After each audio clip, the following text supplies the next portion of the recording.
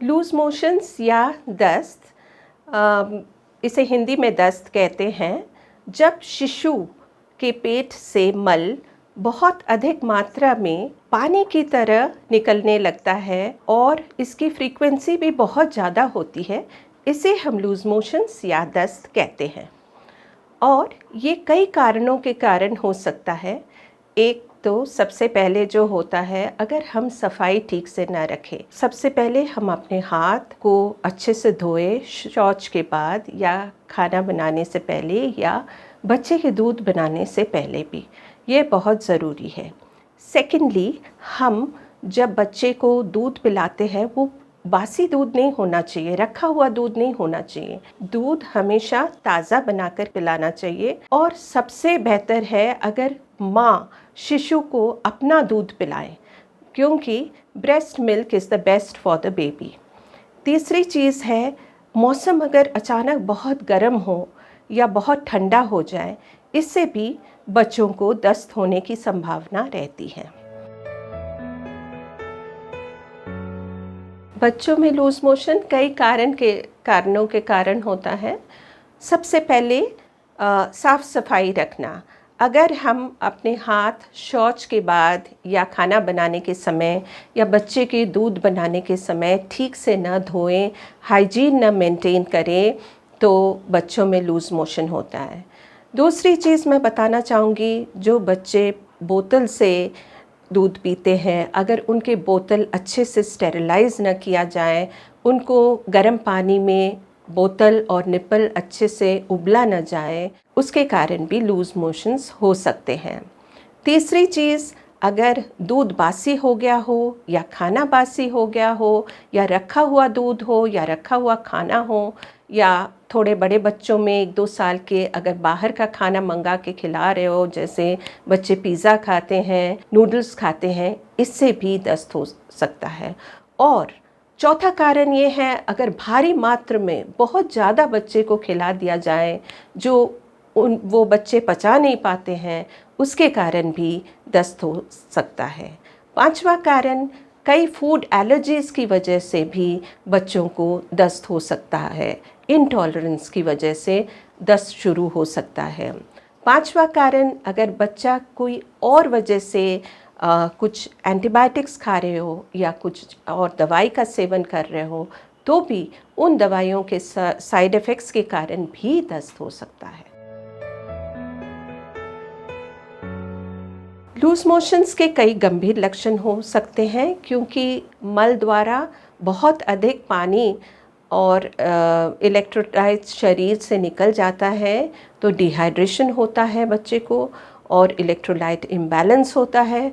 Dehydration होने के कारण बच्चा बिल्कुल, उसके होंठ सूखे हो जाते हैं, उसका स्किन सूखा हो जाता है, आंखें सूखे हो जाते हैं और वो बिल्कुल सुस्त पड़ जाते हैं। वो खाना भी नहीं खा पाते हैं, भूख बिल्कुल मर जाती है और वर्सन होते चले जाते हैं। जब ये वर्सन होते चले जाते हैं, हमें बिल्कुल देर नहीं करनी चाहिए और जल्द से जल्द बच्चे को अस्पताल ले जाना चाहिए, ताकि इंट्रावेनस फ्लूइड्स के दौरान और इंट्रावेनस एंटीबायोटिक्स के दौरान और डॉक्टर के परामर्श के दौरान उनको सही दवाई मिल पाए। बच्चों में लूज़ मोशन, जैसे मैंने अभी बोला है, इसके 5 कारण हैं। साफ़ सफाई न रखना, बासी दूध या बासी खाना खिलाना, एक तो फूड इंटॉलरेंस, किसी चीज़ से एलर्जी होना। चौथा है, जब बच्चे को बहुत ज़्यादा खिला दिया जाता है। पांचवा है, जब बाहर का खाना, हैवी खाना, ऑयली खाना खिला दिया जाता है जो कि बच्चा पचा नहीं पाता है। और इसके लक्षण वही है, पतली दस्त, और पतली दस्त होने के दौरान इनमें डिहाइड्रेशन के लक्षण होने लगते हैं, जैसे सूखे होंठ, सूखा जीभ, सूखी आंखें, सूखी त्वचा और बच्चा बिल्कुल ही सुस्त पड़ जाता है। इसलिए इसका उपचार करना बहुत ज़रूरी होता है। इसके लिए हम बच्चे को हॉस्पिटल ले जाएंगे।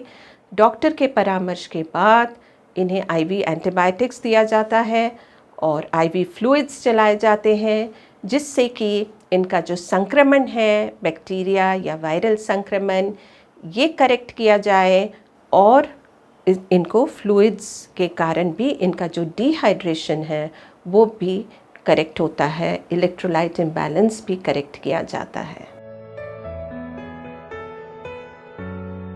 एक तो घरेलू उपचार है जो कि माता पिता खुद कर सकते हैं, जैसे WHO अप्रूव्ड ORS देना। ORS का पानी, ORS के सैशे, छोटे सैशेट्स भी बाज़ार में मिलते हैं मेडिकल स्टोर में, और वो जो छोटे सैशेट्स हैं वो बच्चों के लिए ठीक रहता है, और वो 200 ml पानी में घोल के ढक के रख दीजिएगा, और थोड़ी थोड़ी मात्रा में जितना बच्चा पी पाए, 30 ml 50 ml बच्चे को पिलाइए।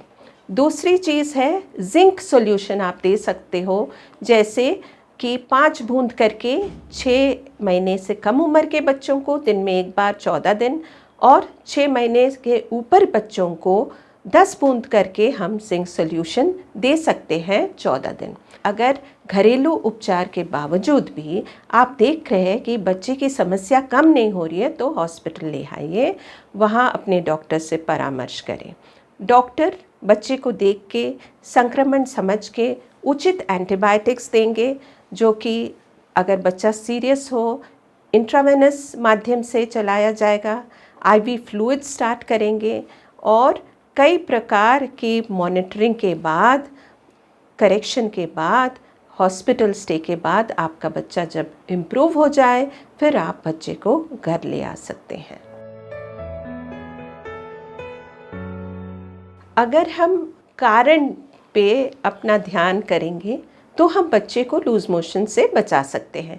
सबसे पहला कारण जो हमने कहा कि साफ़ सुथरा रखना, तो अगर हम अपने हाथ को अच्छे से धोएं, जैसे कि शौच के बाद या खाना बनाने के बाद पहले या दूध बनाने के पहले, तो हम अच्छे से साफ़ सुथरापन मेंटेन कर सकते हैं। दूसरी चीज़ जो है हम कर सकते हैं वो है बासी खाना, रखा हुआ दूध, ये सब बच्चे को न पिलाया जाए।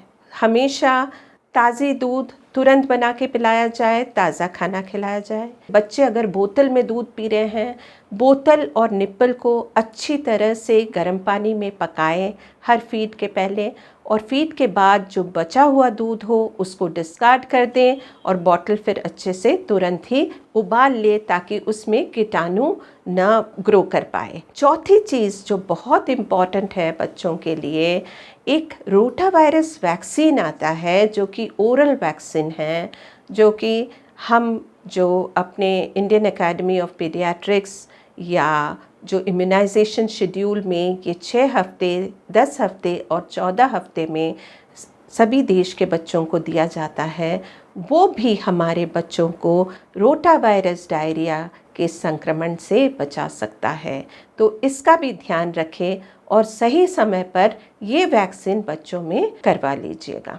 बच्चों के माँ बाप को यही सलाह देना चाहूँगी कि वो सफाई मेंटेन करें, दूध के बोतल धोए, रोटा वायरस वैक्सीन लगवा ले अपने बच्चों को, और सारी चीज़ें जो मेन कारण हैं उनको ध्यान में रखते हुए बच्चों को डायरिया से बचाएं। बहुत अधिक गर्मी में, बहुत अधिक सर्दी में अपने बच्चों को बचाएं, और अगर आपके बच्चों को डायरिया हो भी जाए तो घरेलू उपचार से उनका समाधान करने की कोशिश करिए।